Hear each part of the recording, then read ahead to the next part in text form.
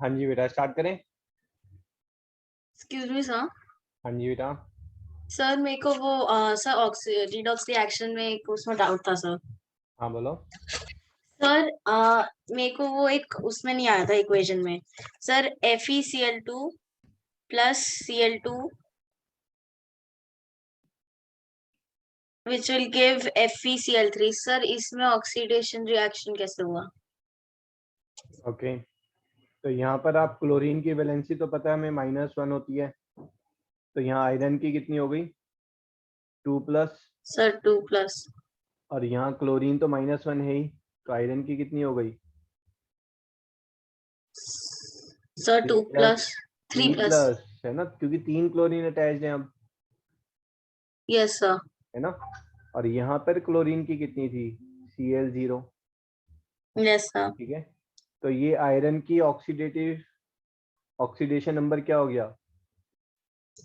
Sir बढ़ गया sir. Oxidation number is increased. Increase. तो ये कौन सी रिएक्शन है? Sir oxidation reaction. Oxidation reaction में इलेक्ट्रॉन क्या होते हैं? Sir lose. लॉस। तो सर इसमें हमारा जो आयरन था सर उसका पहले वाले उसमें वो 2 क्यों था नंबर ऑक्सीडेशन नंबर? बेटा आयरन ना ट्रांजिशन एलिमेंट्स में आते हैं। ट्रांजिशन मेटल्स जो हैं उनकी ऑक्सीडेशन स्टेट जो है, जो वैलेंसी है वो वेरी करती है, मतलब एक सिंगल वैलेंसी नहीं होती। सोडियम की बात करेंगे तो सोडियम है सिंगल वैलेंसी 1, बट कॉपर की बात करेंगे, कॉपर कैन है valency of 1 and copper can है वैलेंसी ऑफ 2+। तो हमने बात की थी ना, ये cupric and this is cuprous. ऐसे आयरन की वैलेंसी जो है वो Fe2+ भी हो सकती है और Fe3+ भी हो सकती है। और ऐसा नहीं है, जो वैलेंसीज है वो 2 से भी ज्यादा हो सकती हैं। कई एलिमेंट्स 3-4 वैलेंसीज भी शो करते हैं। Okay sir, thank you sir.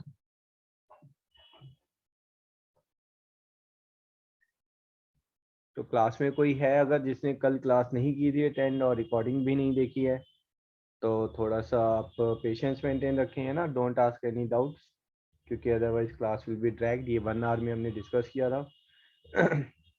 जब हम ऑक्सीडेशन की बात करते हैं तो ऑक्सीजन जो है उसमें ऐड हो जाता है। अगर किसी रिएक्शन में किसी एलिमेंट में ऑक्सीजन ऐड हो रहा है तो वी से कि उसका ऑक्सीडेशन हो रहा है, ठीक है ना।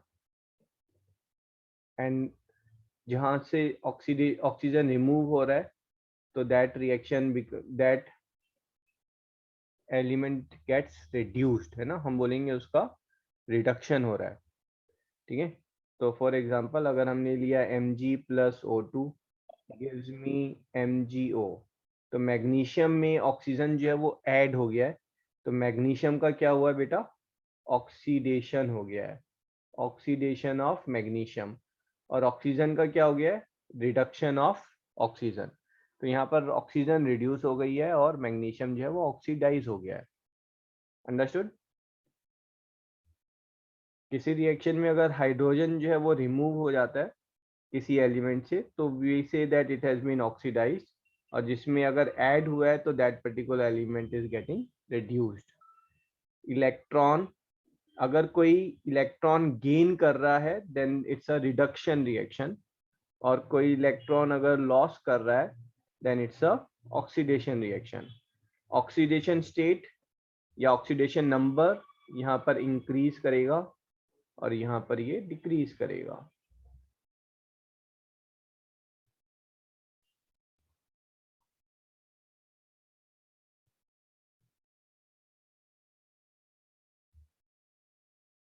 भैया आर्यन, क्या चक्कर है यार, तुम मैथ्स की क्लास तुमने क्यों नहीं की है?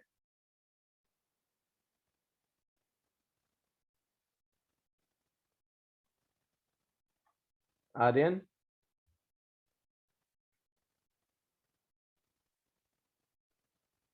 और माइक क्यों नहीं यूज कर रहे हो तुम? अच्छा बेटा, let me first make it very clear, है ना। आप लोगों के पास सैटरडे संडे तक टाइम है फॉर एडमिशन प्रोसेस, ठीक है। So please get that fees submitted. जिन्होंने बहुत लेट ज्वाइन किया अप्रैल में 5 अप्रैल के बाद की है, तो for them there is an extension is there, तो अदरवाइज वो प्रोसेस जो है जस्ट गेट इट डन, है ना, क्योंकि ऑलरेडी जो है हमारी डेमो क्लासेस बहुत लंबे टाइम से चल रही हैं. And second thing is, if you have got a background noise, your mic is not working, some issue is there, so please don't take admission. And I'm making it very very clear, if you can't do homework, you can't do Socrative, you can't do worksheet, and you cannot send me a message why you are not doing it, for Socrative also, so don't take admission, just tell your parents आपको classes पसंद नहीं है, you are not interested for the admission. क्योंकि I am not a one who is going to tolerate कि आप homework नहीं कर रहे हैं या फिर आप क्लास प्रॉपरली अटेंड नहीं कर रहे हैं, ठीक है. So I want to students to show equal sincerity, जिस सिंसियरिटी के साथ मैं क्लासेस लेता हूँ, आई एक्सपेक्ट स्टूडेंट्स उतनी ही सिंसियरिटी के साथ क्लास अटेंड करें, ठीक है. तो वो चीज़ एक ध्यान में रखते हुए आप एडमिशन लेना, ठीक है. Otherwise I suggest you look for some other classes.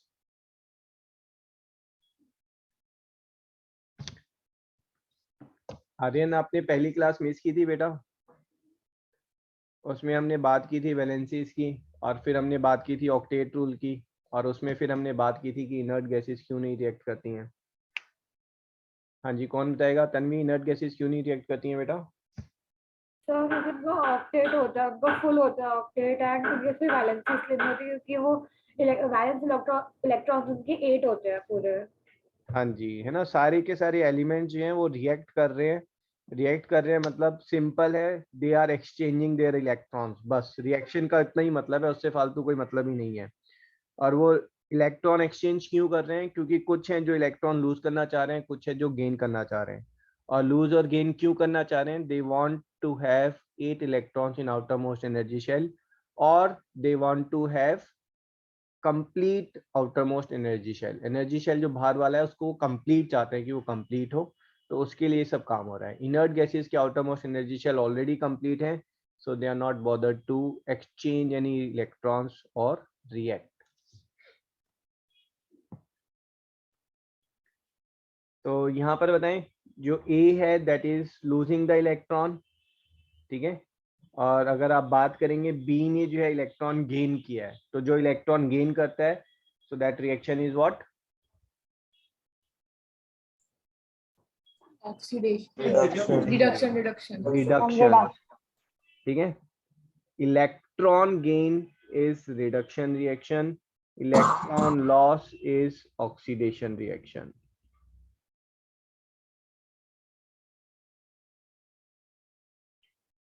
तो यहाँ पर हमारे पास जो रिएक्शन है that is Na plus Cl2 gives 2NaCl.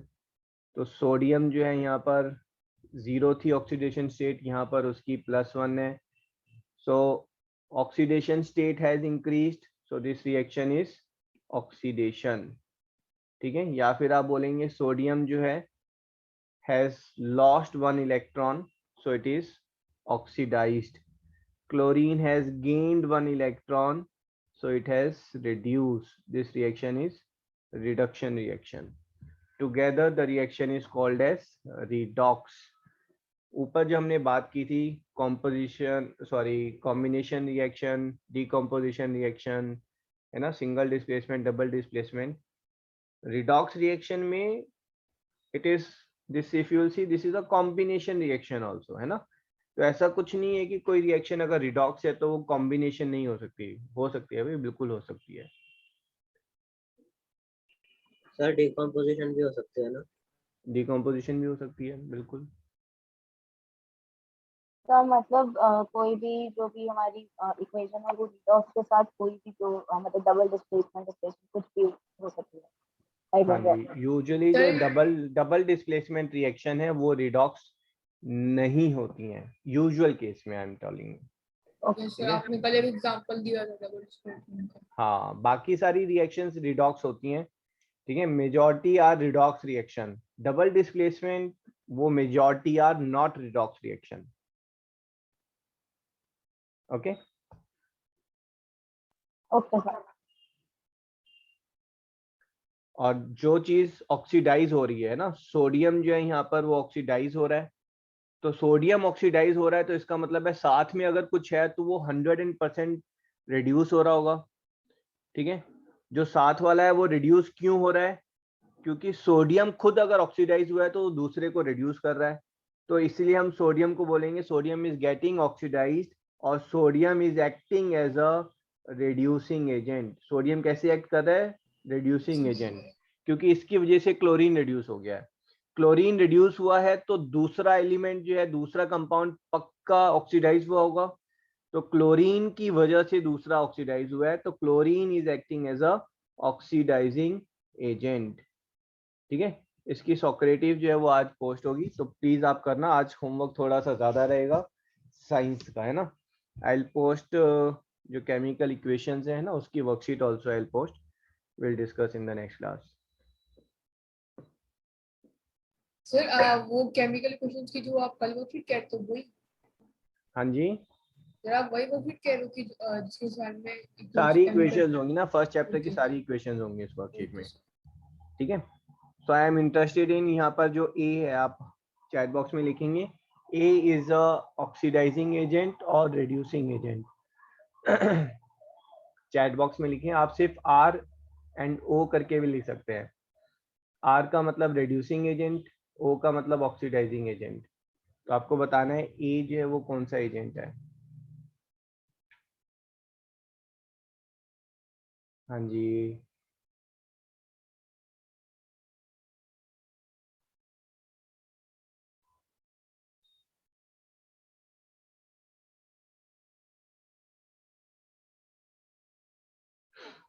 First correct answer is by Aryan Gupta, Shaurya Malik, and Shaurya. Then Tanvi, Shaurinir, Jaditya, Tanvi, निष्ठा आप लोगों का गलत हो गया बेटा। Shreya it's wrong, Aditya Sharma is wrong, Veer it's wrong. ठीक है, वीर माइक पर आओ बेटा। Yes sir. ठीक है, जो इलेक्ट्रॉन लूज कर रहा है ना, जिसने इलेक्ट्रॉन लॉस किया है, तो वो ऑक्सीडाइज हुआ या रिड्यूस हुआ वो? ठीक है, ये थोड़ा सा आप याद रखना ना, इलेक्ट्रॉन अगर रिड्यूस हो रहा है तो it's not reduction reaction, it is oxidation reaction. ठीक है, इलेक्ट्रॉन अगर गेन हो रहा है then it is reduction reaction. ठीक है, तो ए जो है, ए का क्या हो रहा है? ए का रिडक्शन हो रहा है। अगर ए का रिडक्शन हो रहा है तो ए की वजह से जो बी है, बी ऑक्सीडाइज हो रहा है, तो हम बोलेंगे ए ने बी को ऑक्सीडाइज किया, तो इसीलिए ए जो है वो ऑक्सीडाइजिंग एजेंट है। बी जो है वो रिड्यूसिंग एजेंट है।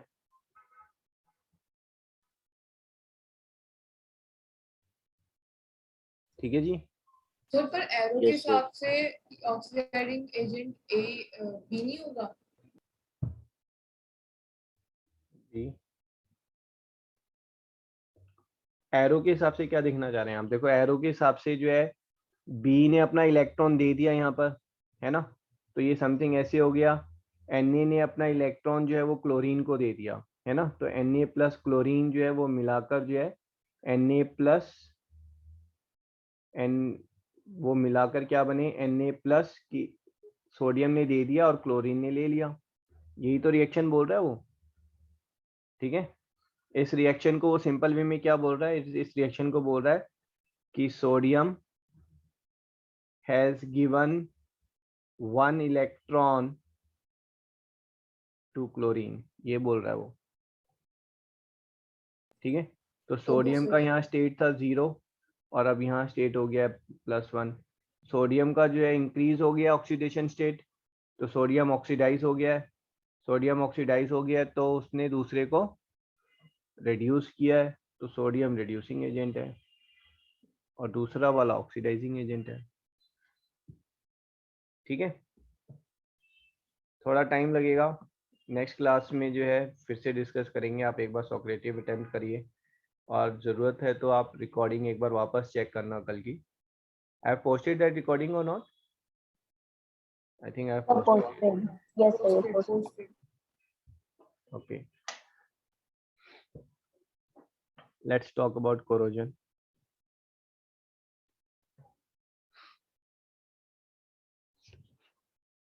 Definition लिख लेते हैं पहले. Process in which metals are eaten up gradually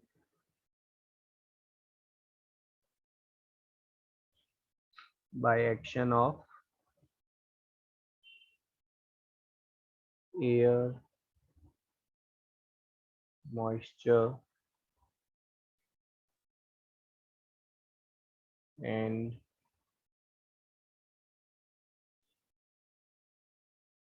chemicals on their surface.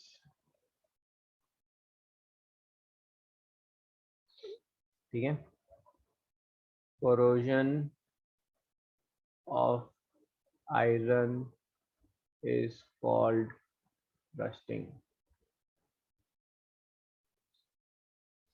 Iron के corrosion को हम rusting कह रहे हैं.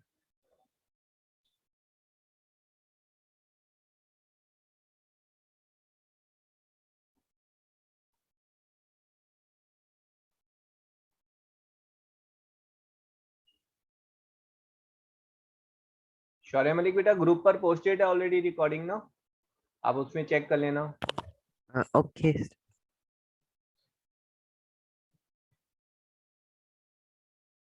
ठीक है. तो यहाँ कोरोजन के नाम पर जो है हम 3 कोरोजन्स की बात करेंगे. उन 3 कोरोजन में जो है सबसे इंपॉर्टेंट जो है दैट इज योर आयरन. ठीक है. आयरन के कोरोजन को हम रस्टिंग भी बोलते हैं. So iron के corrosion के लिए what is required is oxygen is required, water is required, ठीक है, and then this contacting surface is required. जहाँ पर जो है आपका मेटल जो है ये आपका एक्सपोज्ड है, ये वाटर का ड्रॉपलेट है और यहाँ पर आपके पास ऑक्सीजन अवेलेबल है.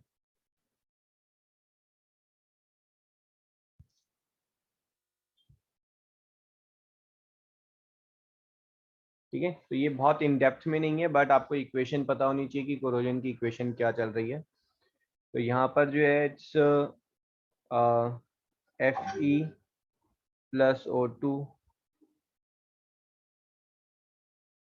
plus X times H2O gives Fe2O3 dot X H2O.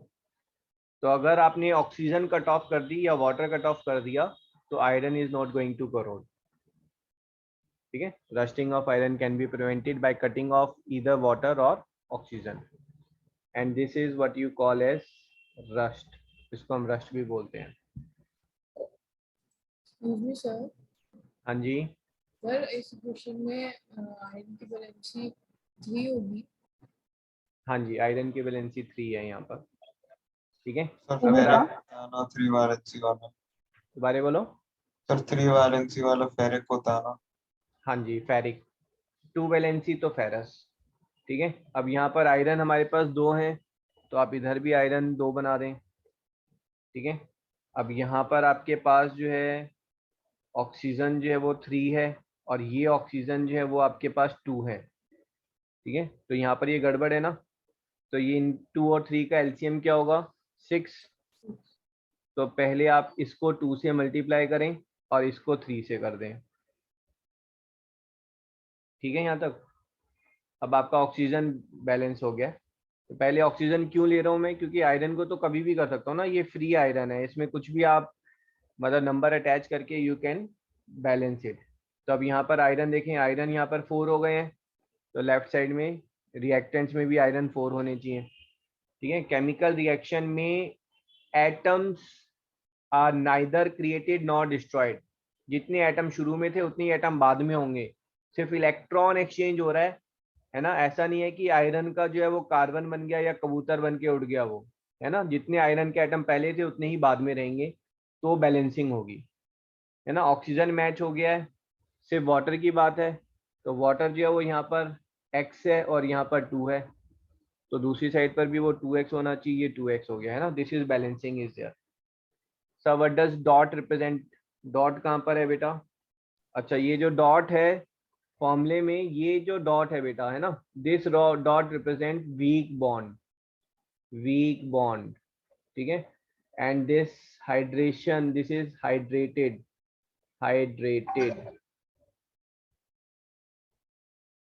Excuse me, sir. हाँ जी बेटा. So the X in this hydrogen, so in water means that there are infinite number of Not atoms. infinite, there are indefinite, undefined numbers, है ना. मतलब यहाँ पर जो x है वो 2 भी हो सकता है, 5 भी हो सकता है, कुछ भी हो सकता है. जो H2 अटैच्ड है, those are not defined here properly. Sir 2x से आया पहले. 2 कैसे आया x से पहले? यहाँ पर अगर आप H2O देखेंगे तो H2O कितने हैं? 2 टाइम्स ऑफ x H2O है आपके पास. तो यहाँ पर भी मैंने 2x H2O कर दिए हैं. ठीक है ना. मेरे पास फॉर्मूला जो है ना बेटा, जब मैं बात कर रहा हूँ Fe2O3 डॉट XH2O, तो ये फॉर्मूला कैसे है कि यहाँ पर जो Fe2O3 है, इसके साथ जो है, मतलब बस ऐसे ही चिपके नहीं हुए हैं, बस लगे हुए हैं. ये H2O मॉलिक्यूल्स जो हैं ऐसे लगे पड़े हैं इनके साथ, है ना, टिके हुए हैं, टंगे हुए हैं. अटैच नहीं है बट टंगे हुए हैं. तो यहाँ पर इस पर्टिकुलर केस में जो है, दिस इज F2O3 4.4H2O हो गया है ना. कुछ और केस लेंगे तो वहां पर एक और हो सकता है, H2O टंग गया तो उसमें 5H2O हो जाएंगे. तो डिफाइन नहीं है, डिफाइन नहीं है तो हम इसको बोलेंगे F2O3 डॉट XH2O, कि भाई number of water molecules hydrated ions are not defined fully. Sir, if we remove this XH2, then the reaction would be incomplete. Come again. If Sir, if we remove this XH2, then it will not be rusted. It is also still rusted, है ना. Rust जो है वो आपका जो most of the जो rust की बात होती है, that is ferric oxide is the rust. ठीक है. तो rust is Fe2O3 is a rust. ठीक है. आपने x को 0 डाल दिया है, बट ये रस्ट का फॉर्मूला जो है इनकम्प्लीट है. इनकम्प्लीट क्यों है?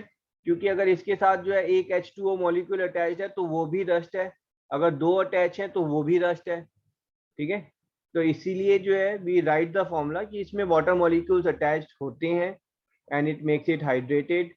तो Fe2O3 dot x times H2O. तो जितना ज्यादा H2 होगा उतना ज्यादा रस्टेड होगा वो. नहीं, ऐसा कुछ भी नहीं है. Sir, rust उतना होगा, सिर्फ हाइड्रेट ज्यादा हो जाएगा. सिर्फ ये है कि रस्ट जो है वो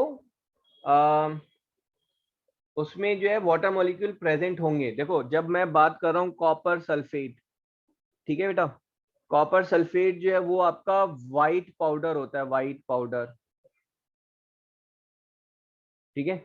अब इसमें जो है आप थोड़ा सा पानी डालेंगे तो आपके पास बन जाएगा CuSO4 डॉट 5H2O. यहाँ पर स्पेसिफाइड है कि 5 ही होंगे.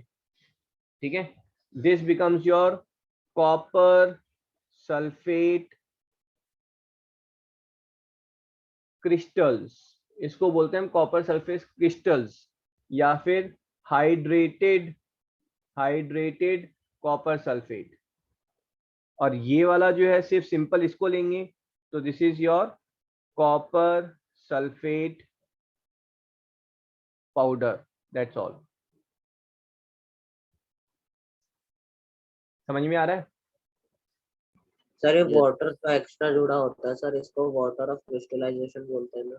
Very good. ठीक है. ये जो एक्स्ट्रा वाटर जुड़ा होता है, इस वजह से जो कंपाउंड है उसको हम हाइड्रेटेड बोलते हैं, और इस फिनोमिना को बोलते हैं water of crystallization in which water is attached to given compound by weak bond and forms crystalline structure.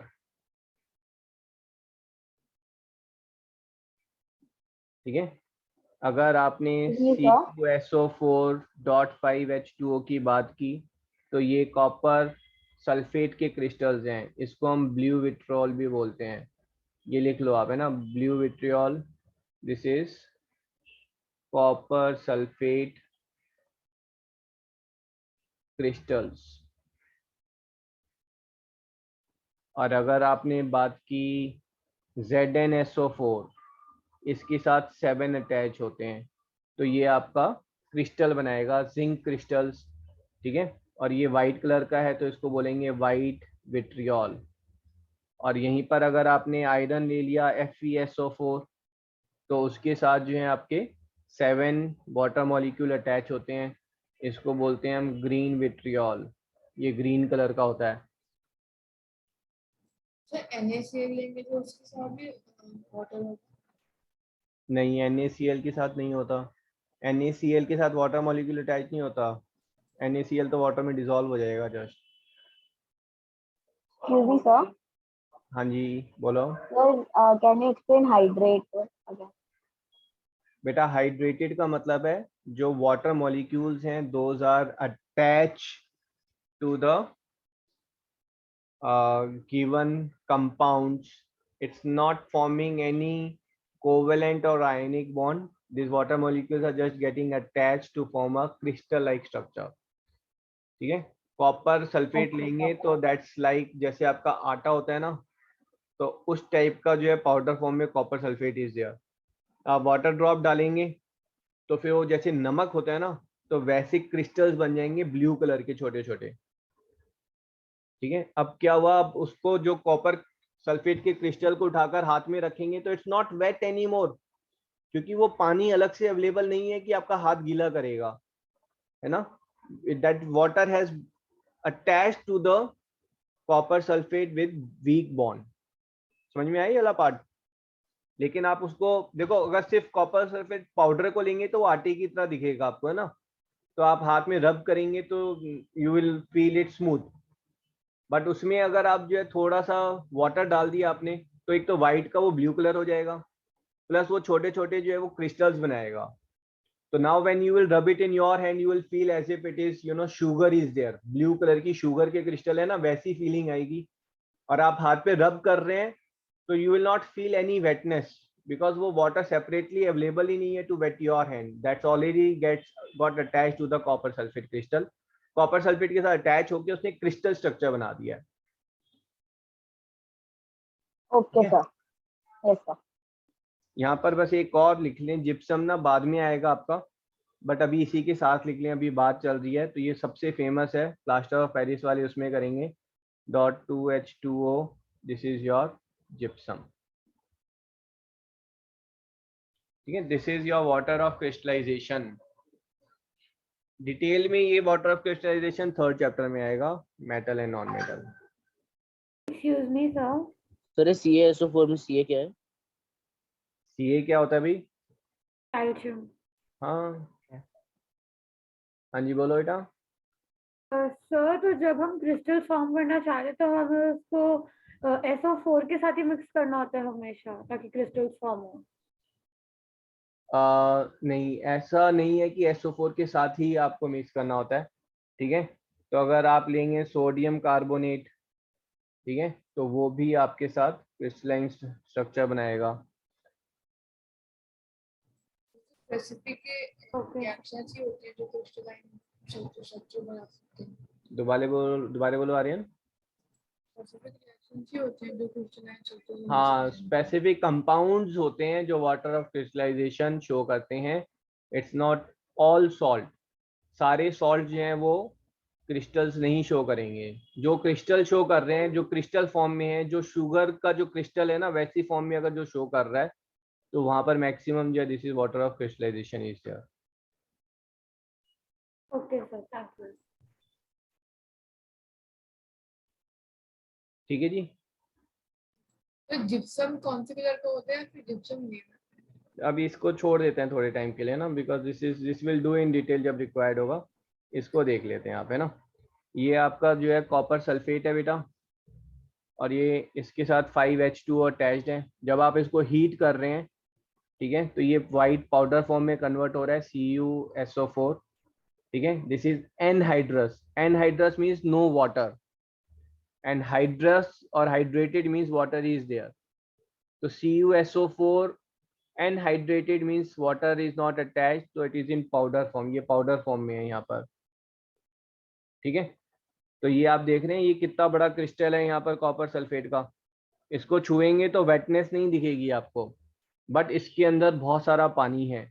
इसको हीट किया, पानी पानी सिर्फ उड़ गया, कहने के लिए सिर्फ फिजिकल चेंज हुआ है ना, बट ये केमिकल चेंज में काउंट होगा। सिर्फ पानी उड़ गया, रह गया आपके पास कॉपर सल्फेट, और फिर उसके अंदर वापस आपने पानी डाला तो देख रहे हैं वो वाटर वो ब्लू कलर में चेंज हो रहा है, and very small crystals are forming. तो स्लोली ये लाइट ब्लू डार्क ब्लू हो जाएगा। हाँ जी, ये डार्क ब्लू हो जाएगा। क्रिस्टल का साइज अगर बड़ा होता जाएगा तो वो डार्क ब्लू हो जाएगा।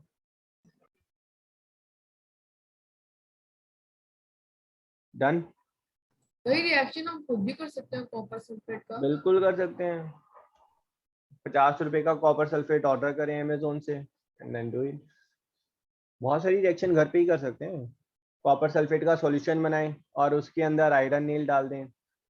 कॉपर सल्फेट का सॉल्यूशन बनाकर उसके अंदर जिंक की प्लेट डाल दें, है ना, तो वो ZnSO4 बन जाएगा। और जो कॉपर है आप यू विल सी इट, अगर आपने आयरन नील डाली है तो आयरन नील के ऊपर जो है वो कॉपर की मतलब लेयर विल बी फॉर्म, ठीक है, डिपॉजिट विल बी देयर। ठीक है जी, ये रिएक्शन हो गई है हमारी। तो ये जो हमने बात की थी, this was the rusting of iron की हमने बात की थी। रस्टिंग ऑफ आयरन के अलावा जो है there are 2 more corrosion we are interested in. So one corrosion is of copper pipe. तो कॉपर पाइप पे आप देखेंगे कि ग्रीनिश ब्लू कलर की जो है लेयर फॉर्म हो जाती है if copper pipe is not maintained properly. So this greenish blue layer is because of copper hydroxide and copper carbonate, ठीक है। सो दिस इज, ये रिएक्शन लिख लें, corrosion of copper, corrosion of copper, that is copper in presence of water, carbon dioxide and oxygen, ठीक है। give copper hydroxide, ठीक है। इसको प्लस करके भी लिख सकते हैं और डॉट करके भी लिख सकते हैं। डॉट का मतलब है ये वीक बॉन्ड के साथ एक दूसरे के साथ अटैच होते हैं, ठीक है। This is what is greenish blue layer is there, ठीक है। बैलेंसिंग करेंगे। स्टैचू ऑफ लिबर्टी पे है। हाँ जी, बिल्कुल सेम। तो स्टैचू ऑफ लिबर्टी पे ये है? हाँ जी,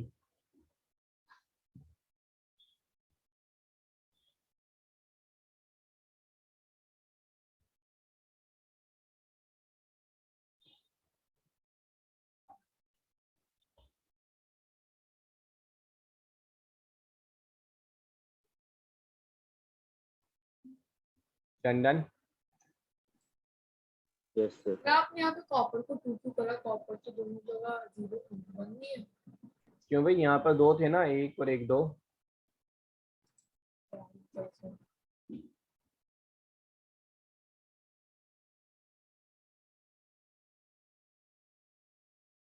ठीक है जी। Second is corrosion of silver. Only thing is corrosion of silver को हम कोरोजन नहीं बोलते हैं, we call it as tarnishing of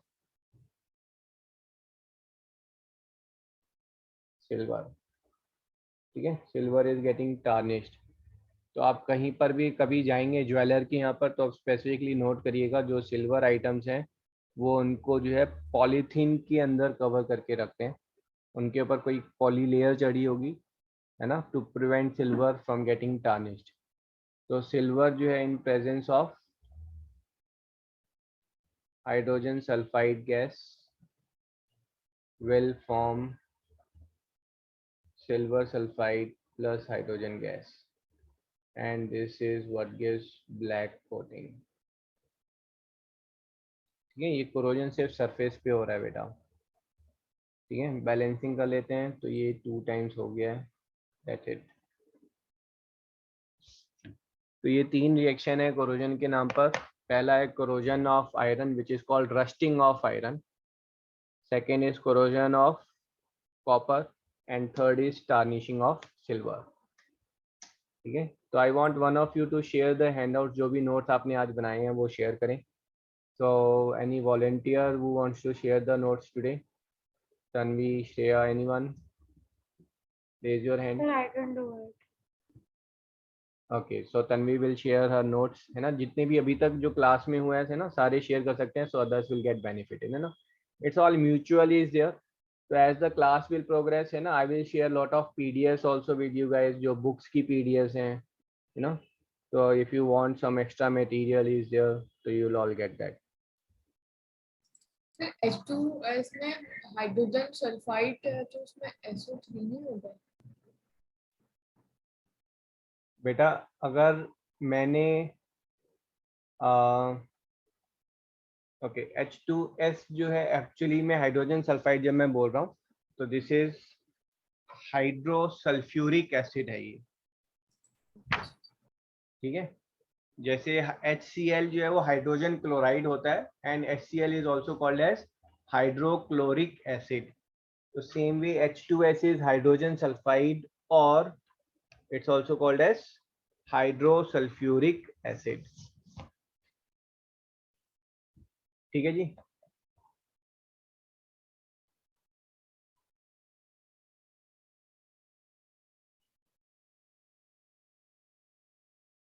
okay, एक क्वेश्चन है जो बहुत कम आता है but it do come at times. That is ways of preventing rust.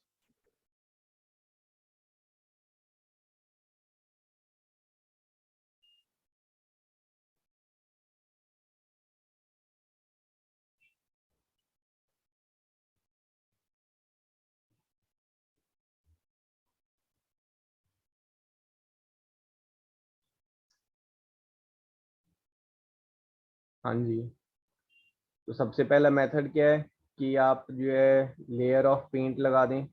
Layer of paint से जो है आप ऑक्सीजन का कट ऑफ कर रहे हैं कॉन्टैक्ट, वाटर का कट ऑफ कर रहे हैं कॉन्टैक्ट.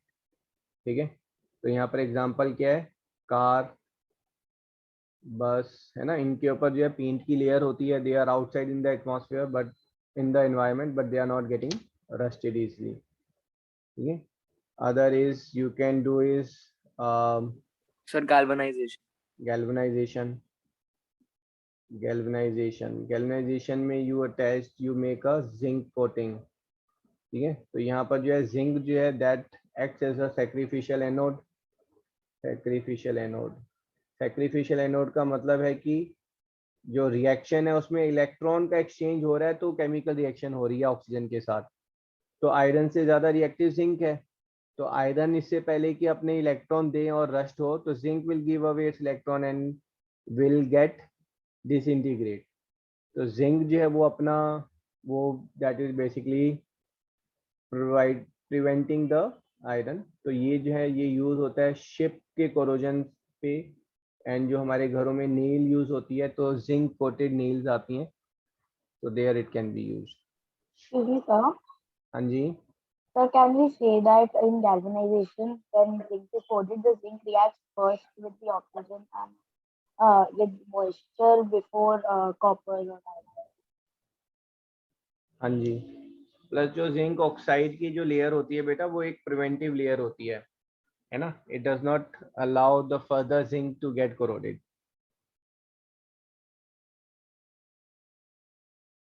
जो आप बोल रहे हैं बिल्कुल सही बोल रहे हैं.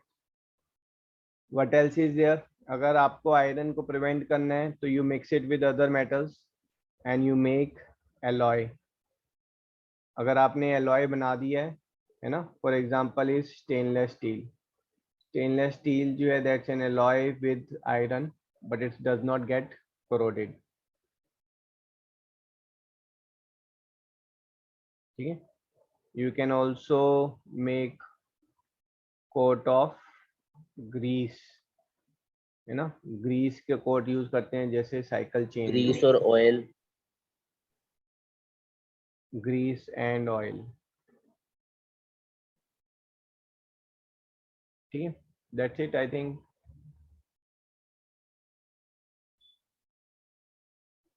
And last sir one electroplating.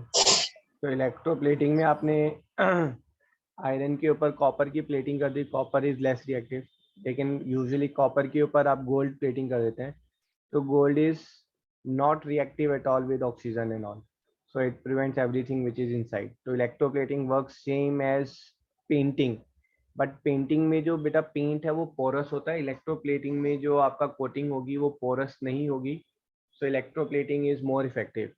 जैसे आपका कार के आगे जो बोनट होता है उसमें क्रोमियम की electroplating is there, it gives the shining look plus it prevents it from corrosion.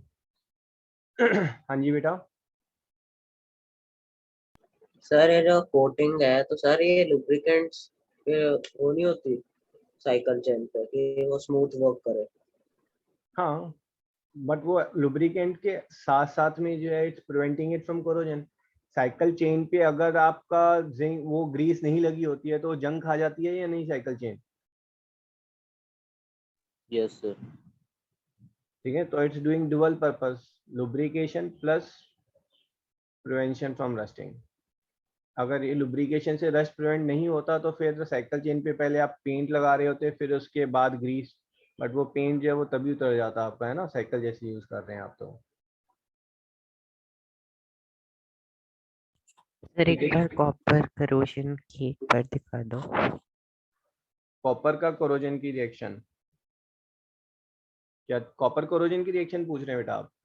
Yes sir, वो एक थोड़ा सा मिस हो गया। स्क्रीनशॉट लेनी है आपको या फिर लिखनी है बस? नहीं सर, लिखनी है। ये लो। Okay sir, done.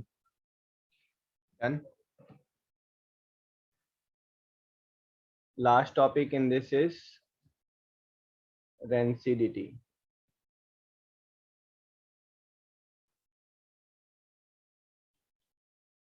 ठीक है, अगर आप बेटा चिप्स लेकर आए हैं और आपने जो है आधा पैकेट खाकर आधा पैकेट रख दिया है, तो नेक्स्ट डे जो है वो चिप्स वगैरह जो है वो सील जाते हैं ना, और उसके बाद एक दिन के बाद और जो है वो फाउल स्मेल देना शुरू कर देते हैं। तो वो फाउल स्मेल क्यों दे रहे हैं? क्योंकि जैसे आपका आयरन रस्ट हो गया है, कॉपर जो है वो कोरोड हो गया है, सिल्वर जो है वो टार्निश हो गया है, ये सब क्यों हो रहे हैं? Because they are reacting with the gases in the atmosphere. तो सेम वे में जो ऑयल है, जो सर एक बार फैट है, इलेक्ट्रोप्लेटिंग का एग्जांपल बताना। Electroplating is bonnet of the car. Bonnet की स्पेलिंग क्या होगी? BONUT। BONUT ना, सर NNET। इतनी है ना, BONNET, बोनेट ऑफ कार। ठीक है, या फिर jewellery, gold coated jewellery.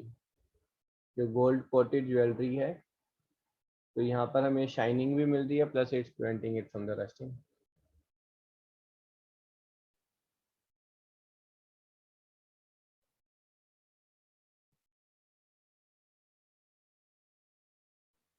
Sir electroplating क्या होती है सर?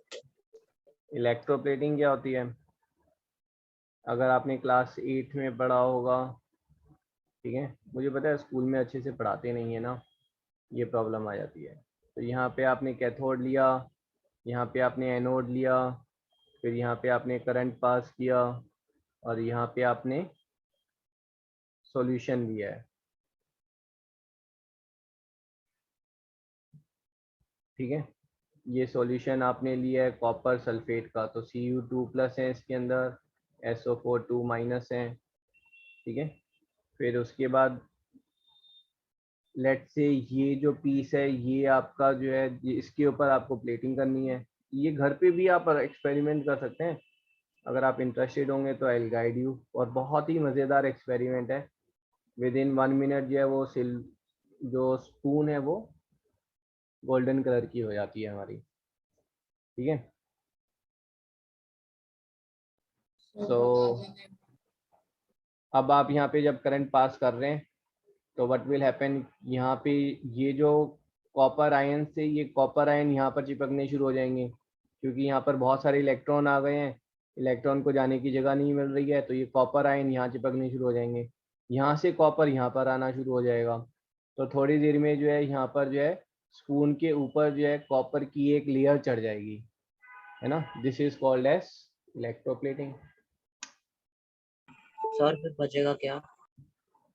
बचेगा क्या मतलब, जो कॉपर आपने यूज किया है वो कॉपर थोड़ा सा मेल्ट हो जाएगा, ठीक है। दिस एक्सपेरिमेंट आई परफॉर्म, मैं लास्ट 3 ईयर से I have been performing for students in the class, जहाँ पर हम यहाँ पर पेन ही ले लेते हैं, है ना, जो यूएसए की जो पेनी आती है, या फिर आप कॉपर, जो एसी की जो पाइप होती है ना, एसी में कॉपर की पाइप लगती है, तो आप इलेक्ट्रिशियन के पास जाएंगे, उसको बोलिए छोटा सा पीस जो है कॉपर की पाइप का दे दे, ठीक है।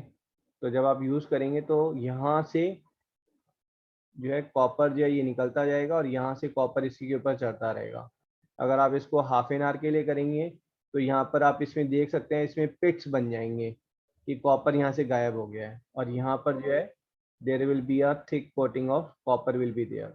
जब आप स्पून निकालेंगे तो you will have a spoon, normal spoon, and then this is copper coated spoon is there.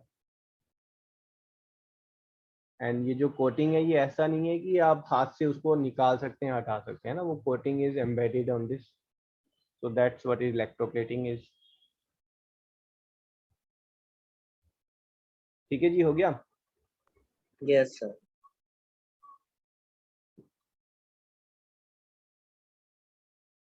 Density, पहले डेफिनेशन लिख लेना, व्हाट इज डेंसिटी करके आता है। सो density is development of unpleasant or foul smell due to oxidation of edible fat and oil in food।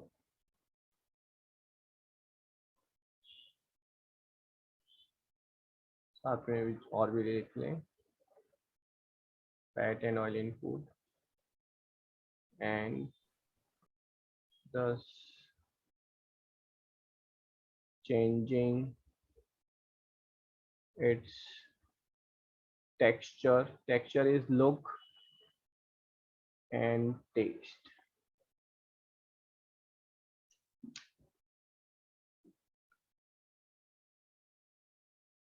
Sir cause नहीं लिखेंगे sir, क्यों होता है मतलब? ऑक्सीडेशन लिखा तो है, ड्यू टू ऑक्सीडेशन। जो एडिबल फैट और ऑयल है वो ऑक्सीजन, हवा में ऑक्सीजन से ना हर कोई रिएक्ट कर जाता है ना, oxygen is very very good oxidising agent, तो हर एक को ऑक्सीडाइज करने में लगा रहता है सर ठीक है। तो ये तो खाली फैट एंड ऑयल है, वो आयरन पीस को नहीं छोड़ता, आयरन को भी ऑक्सीडाइज कर देता है ऑक्सीजन। हाँ जी बोलो। सर ये पेट्रोल पंप पे भी होता होगा ना सर? पेट्रोल पंप पे क्या होता है मतलब?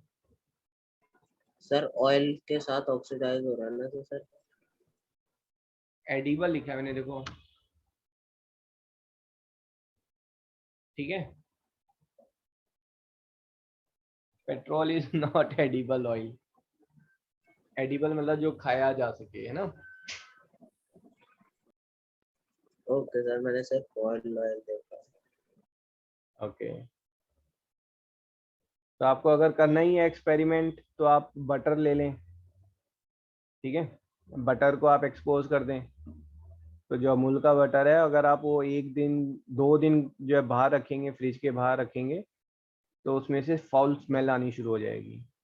जो प्योर घी होता है वो इतनी जल्दी खराब नहीं होता है, ठीक है, but butter it start giving lot of smell, ठीक है। एडिबल ऑयल किस में है, और पोटैटो चिप्स, ठीक है। कोई भी पोटैटो चिप्स आप लेंगे, अगर उसको if you are keeping it open, this is what going to happen, है ना, जो भी आप चिकन मीट ले रहे हैं, मीट के अंदर जो है फैट है, ठीक है, and that fat will get oxidise, it will start giving foul smell. जो आपके ड्राई फ्रूट्स हैं, ठीक है, dry fruits take lot of time, but eventually आप केशव नट, एलमंड के अंदर भी ऑयल होता है, ठीक है, only thing is that oil is inside the element, so it will take few days, but that will start getting oxidised and it will start giving the foul smell. तो आप क्या चाह रहे हैं, आप चाह रहे हैं कि भाई वो ऑक्सीडाइज ना हो, ऑक्सीडाइज ना हो उसके लिए आप क्या यूज करेंगे, you will use antioxidant. Antioxidant use करेंगे खाने में तो वो जो है जल्दी से खराब नहीं होगा। एंटीऑक्सीडेंट में जो है जो आप डाल रहे हैं, that chemical will oxidise itself before fat will get oxidise, है ना, जैसे सैक्रिफिशियल एनोड था जिंक का, वैसे ही काम एंटीऑक्सीडेंट्स कर रहे हैं, ठीक है। एंटीऑक्सीडेंट्स के जो एग्जांपल हैं, that is BHA and BHT, these are the 2 examples of antioxidants. Excuse me, sir. उसके अलावा हाँ जी, तो यहाँ पे आपने लिखा है कि जब वो ऑक्सीडेशन होते हैं, पर अगर हम कभी कभी उसको, जैसे कि लंच बॉक्स को अगर हम निकालते नहीं है, तो कभी जो उसमें लेफ्ट ओवर फूड होता है वो उसमें भी तो फाउल स्मेल हो जाती है, तो उसके अंदर ऑक्सीडेशन कैसे होता है? बेटा उसके ऊपर तो आपका जो है फंगस जो है वो इकट्ठी हो जाती है। फंगस फूड को डाइजेस्ट कैसे कर रहा है, तो फंगस जो है अपना एसिड जो है वो पेट से निकालता है, फूड जो है बाहर एसिड से रिएक्ट करके डाइजेस्ट होता है और फिर वापस फंगस जो है वो उसको सक इन कर लेता है, ठीक है। तो वो जो है वो फूड जो है स्पॉइल हो रहा है बिकॉज ऑफ फंगल अटैक, है ना। माइक्रो ऑर्गेनिजम्स, बैक्टीरिया, फंगस अगर ये डेवलप हो गए हैं, कॉलोनीज बना रहे हैं फूड पर, तो food is getting poisonous and it's getting foul smell. यहाँ पर जो है वी आर नॉट सेइंग कि यहाँ पर किसी ऑर्गेनिज्म, बैक्टीरिया या फंगस ने अटैक किया आपके चिप्स पर, नहीं, ठीक है। It is micro organism safe but still it's getting spoiled. Sir ये टॉक्सिक होते हैं BHA और BHT? ये एडिबल है, टॉक्सिक नहीं है, ये यूज होते हैं कॉमनली आपके फूड्स में, प्रिजर्वेटिव्स के तौर पर यूज होते हैं ये, ठीक है। आप और क्या कर सकते हैं, वैक्यूम पैकिंग। अगर किसी घर पे लीशियस आता है तो लीशियस का जो मीट आता है बेटा वो वैक्यूम पैकिंग करके आता है। तो वैक्यूम पैकिंग में बेसिकली जो है वो O2 इज कट, है ना। O2 अगर होगी नहीं तो ऑक्सीडाइजेशन का सवाल ही नहीं उठता है, isn't it? Second is, third is you can use inert gas, है ना, you can add inert gas। inert gas में खाली जो है अगर आप नियॉन की बात करेंगे, नियॉन, आर्गन, जिनॉन, रेडॉन, ये सब जो है these are not easy gases, हैं, these are expensive gases। तो इनर्ट गैस का मतलब है कोई गैस जो जल्दी से रिएक्ट ना करे ऑक्सीजन के साथ, ठीक है।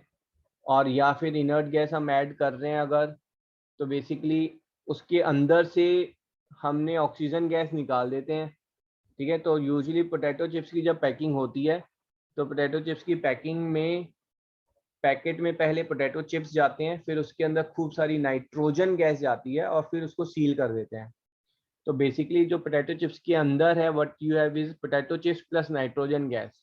नाइट्रोजन गैस तो कुछ भी नहीं कह रही है पोटैटो चिप्स को, है ना। तो ऑक्सीजन गैस है वो पंगे लेती है, ऑक्सीजन गैस जो है वो ऑक्सीडाइज कर देती है, nitrogen gas is okay with it. So add inert gas, example N2 in potato chips. तो आपके पोटैटो चिप्स में कौन सी गैस है, नाइट्रोजन गैस है ना, इसीलिए वो पोटैटो चिप्स फूले फूले होते हैं ना। कुछ कहते हैं कंपनी धोखा दे रही है, पैकेट इतना मोटा बट अंदर चिप्स थोड़े से, उनकी भी मजबूरी है, गैस नहीं भरेंगे तो फिर प्रॉब्लम है, या तो फिर वैक्यूम पैकिंग करें। पैकेट भी तो सर छोटा जब कर कभी सकते हैं ना। यस सर, क्या कह रहे हैं, जब पैकेट छोटा कर देंगे वो। हाँ, कुछ जो है शॉपकीपर्स क्या प्रैक्टिस करते हैं कि ये जो चिप्स वगैरह आते हैं इनके अंदर ना वो पिन से होल कर देते हैं, उनकी हवा निकाल देते हैं, फिर उनको स्टोर में रख लेते हैं कि अब ये ज्यादा स्टोर हो सकते हैं। तो प्लीज जब है मैं ना, पिन से हवा निकालने से तो शायद वो सील नहीं जाते। हाँ जी, that's what I am saying. जब भी आप कोई पोटैटो चिप्स वगैरह या कुछ और खरीदते हैं तो डू चेक कि उनके अंदर की हवा होनी चाहिए। अगर हवा जो है गायब हो गई है, आपके हिसाब से कम हो गई है, तो डोंट बाय। सर हवा सॉफ्ट का रेशो तब भी ज्यादा होता है सर। हाँ जी, सर रेशो ज्यादा होता है हवा का तब भी सर। हाँ जी। ठीक है, पर अनदर वो शॉपकीपर सर भड़क जाते हैं जब हमें चेक करते हैं तो। नहीं भड़कने दो, हम अपनी हेल्थ से रिलेटेड कॉम्प्रोमाइज होना करेंगे। Next one is refrigeration. And भाई रेफ्रिजरेशन कैसे हेल्प कर रहा है? अगर हम माइक्रो ऑर्गेनिज्म की बात करें तो रेफ्रिजरेशन माइक्रो ऑर्गेनिज्म की मूवमेंट को कम कर देता है, ठीक है, उनकी एक्टिविटी कम कर देता है, they becomes dormant basically. But यहाँ पर माइक्रो ऑर्गेनिजम्स की तो बात ही नहीं है, यहाँ पर तो हम रेंसिडिटी की बात कर रहे हैं, that is oxidation of fat and oil. तो रेफ्रिजरेशन जो है वो रेंसिडिटी को कैसे प्रिवेंट कर रहा है? क्या आपके फ्रिज के अंदर ऑक्सीजन गैस नहीं है? है, बिल्कुल। सर ऑक्सीजन को ठंडा कर देगा। Okay, basically all the reaction slows down with decrease in temperature.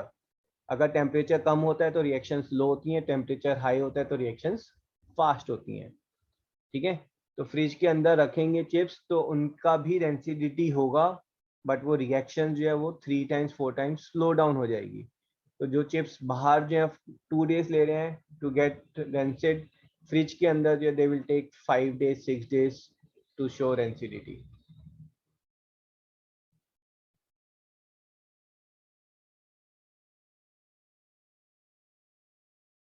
ठीक है जी, डन डन डन। डायरेक्शन से लिख रहे। ओके, लिख लो। हाँ जी बेटा। सर ये लिक्विड के साथ भी रिएक्ट करता है ऑक्सीजन? हाँ जी बिल्कुल। लिक्विड का मतलब जैसे आपका एडिबल ऑयल्स है, आप सर मिल्क के अंदर। मिल्क से भी रिएक्ट करेगा, मिल्क के अंदर फैट है, तो मिल्क जो है कुछ टाइम आप बाहर रखेंगे तो उसमें माइक्रो ऑर्गेनिज्म का भी अटैक हो रहा है, प्लस ऑक्सीजन से ऑक्सीडेशन भी हो रहा है। उसके ऊपर मलाई भी आ जाती है उसको बाहर रखते। हाँ, वो मलाई फैट है, that will undergo density. Usually milk जो आपका खराब हो जाता है तो that is all because of micro organisms.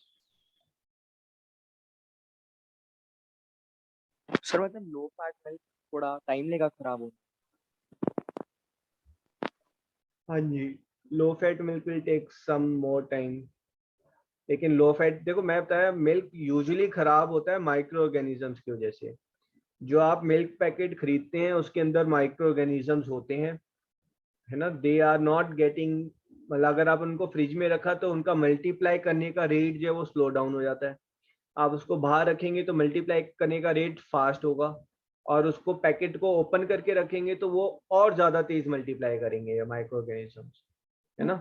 तो अकॉर्डिंगली जो है मिल्क जो है वो उसका जो फ्रिज में है वो 2 days सर्वाइव कर सकता है। पैकेट अगर आपने फ्रिज के बाहर रखा है तो वो 1 day सर्वाइव करेगा, और पैकेट खोल के रखा है तो then it's 8 to 12 hours it will get spoiled. शायद दूध फट जाए। हाँ जी, इसलिए मिल्क जब आप खरीदते हैं तो पहले उसको आप बॉइल्ड करते हैं, जब बॉइल्ड करते हैं तो बेसिकली उसके अंदर के माइक्रो ऑर्गेनिजम्स को आप किल कर रहे हैं। तो आप बॉइल्ड करके फिर फ्रिज में रख रहे हैं, देन मोर चांस ऑफ कि milk will take longer to get spoiled. Sir curd को भी इसीलिए पहले बाहर रखते हैं हाँ ताकि जी, उसमें ज्यादा जल्दी। हाँ जी। Sir return. ठीक है जी क्लास, तो आपका भी जो रह गया टॉपिक बेटा वो सिर्फ बैलेंसिंग रह गया, and balancing is small topic, it will take me 20 minutes to cover. तो नेक्स्ट क्लास में हम डाउट्स भी रखेंगे, रिवीजन रखेंगे, प्लस बैलेंसिंग रखेंगे, है ना। अगर ये सब चीज़ें थोड़ा जल्दी हो गई, डाउट्स कम होंगे, तो फिर हम लाइव प्रोसेस हम स्टार्ट करेंगे। And I will post 2 homeworks, 3 homeworks in fact, है ना। 2 सॉक्रेटिव क्विज पोस्ट होंगी, एक होगी आपका रिडॉक्स रिएक्शन पर, एक सॉक्रेटिव होगी डेंसिटी एंड कोरोजन पर, एंड उसके बाद एक वर्कशीट होगी जिसके अंदर 40 रिएक्शंस होंगी प्लस कुछ केमिकल नेम्स होंगे। तो वो जो वर्कशीट है with reactions and chemical name, मैं उनको सॉल्यूशन के साथ पोस्ट करूंगा, ठीक है। तो आप सॉल्यूशन वाली शीट से पहले सारी रिएक्शंस याद करें, फिर उसके बाद जो वर्कशीट वाली शीट है उस पर रिएक्शंस लिखकर देखें कि आपको सारी याद है या नहीं है, ठीक है। तो that is for self practice, okay. और जो सॉल्यूशन वाली शीट है उसको संभाल के रखिएगा, प्रिंट आउट लेकर, है ना, that will help you in revision in future classes. Okay sir, उन 4 पेजेस की तरह। वो 2 पेजेस में ही आ जाएंगी रिएक्शंस। तो थर्सडे तक भेज दो सॉक्रेटिव, थर्सडे तक करना है सॉक्रेटिव। हाँ जी, सर सॉक्रेटिव थर्सडे तक करें या फिर कल तक? सॉक्रेटिव आज पोस्ट होंगी and time will be till Wednesday 4 o'clock तक आप उसको कंप्लीट कर लेंगे। Okay sir. चलो जी class, let's end the session here. Sir आप वेडनेसडे वाली क्लास में से लंबा चौड़ा वेडनेसडे फ्राइडे छुट्टी है ना? नहीं, टाइमिंग सेम रहेगा बेटा क्लास का।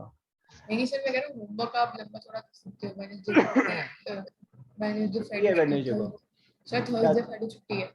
क्या चीज़ है भाई थर्सडे फ्राइडे को? सर थर्सडे को महावीर जयंती है, फ्राइडे को good Friday. Okay, let's see. मैं टेस्ट को थोड़ा पहले कर लूंगा, ठीक है? चलो जी, सर किसका? जो आपका सैटरडे को टेस्ट है केमिकल रिएक्शन का practice test, I'll post it on the group, ठीक है? चलो bye bye. Bye sir. Bye Thank sir. you, sir.